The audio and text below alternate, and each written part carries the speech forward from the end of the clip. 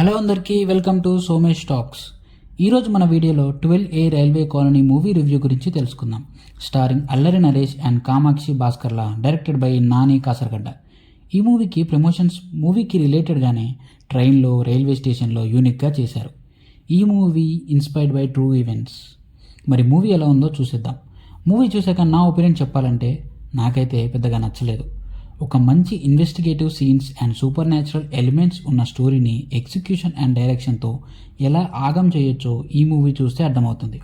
Story విషయానికి వస్తే, వరంగల్లో ఉన్న ఒక రైల్వే కాలనీలో హీరోయిన్ ఉంటారు. అదే కాలనీలో 2 మర్డర్స్ జరుగుతాయి. మర్డర్ అయింది ఎవరు, చేసింది ఎవరు, మోటివ్ ఏంటి, ఎలా ఫౌండ్ అవుట్ చేశారు అనేది మూవీ స్టోరీ లైన్. ఈ movie story and screenplay రాసింది Polimera and Polimera 2 director doctor Anil Vishwanath. So story బాగుంది.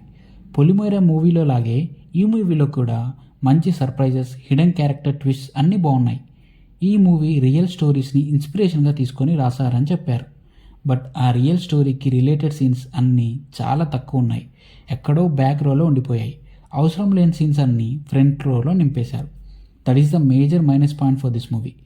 అసలు కొన్ని సీన్స్ అయితే ఎందుకున్నాయో ప్రాపర్ ఎక్స్ప్లెనేషన్ కూడా ఉండదు. సాంగ్స్ అవసరం లేకపోయినా ఇరికించినట్లు అనిపిస్తుంది. అసలు ఫస్ట్ హాఫ్ అయితే వేస్టెడ్ అనే చెప్పాలి. కొన్ని సీన్స్ అవసరమే, బట్ అవి ఎంతవరకు ఉండాలో ఎంతవరకు ఉండవు, ఎక్స్టెండ్ చేసినట్టు అనిపిస్తాయి.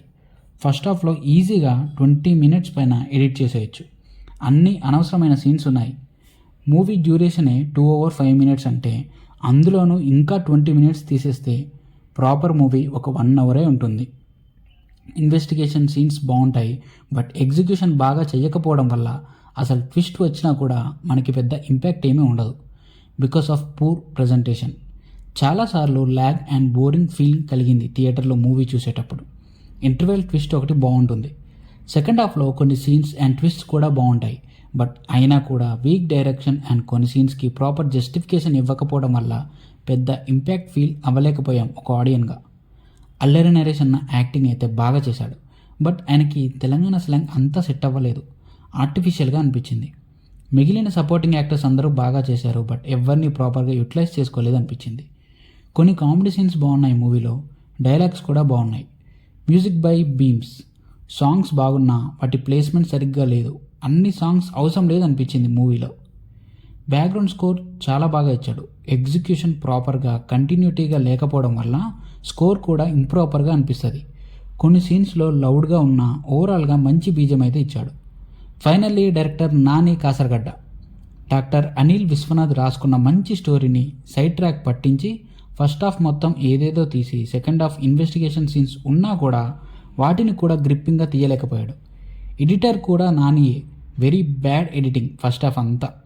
స్టోరీ రాసిన అనిల్ విశ్వనాథే డైరెక్ట్ చేస్తుంటే పొలిమేర మూవీ లాగా మంచి థ్రిల్లింగ్ హిట్ అయ్యేది.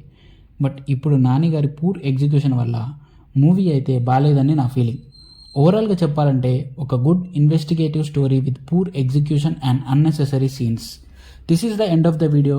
ఈ వీడియో కనుక మీకు నచ్చినట్లయితే లైక్ చేసి మా ఛానల్ని సబ్స్క్రైబ్ చేసి పక్కనే ఉన్న గంట సింబల్ని కొట్టండి.